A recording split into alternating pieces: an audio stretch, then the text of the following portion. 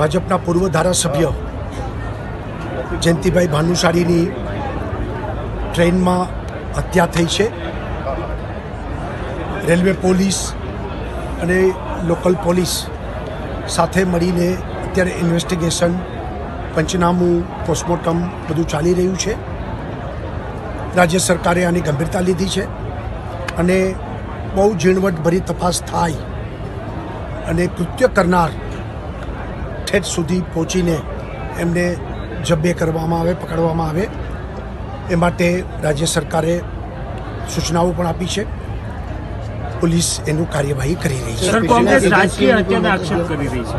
રાજકીય હત્યા સાથે છબીલ પટેલનું નામ પણ આવી રહ્યું છે। એટલે એ તો પોલીસના ઇન્વેસ્ટિગેશનમાં જે આવશે અને જ્યાં પગેરું પકડાશે બધું પાક્કી વાત ખબર પડશે, પણ બધાના નિવેદનો લઈ અને સર્વગ્રાહી રીતે તપાસને જોવામાં આવશે, કરવામાં આવશે।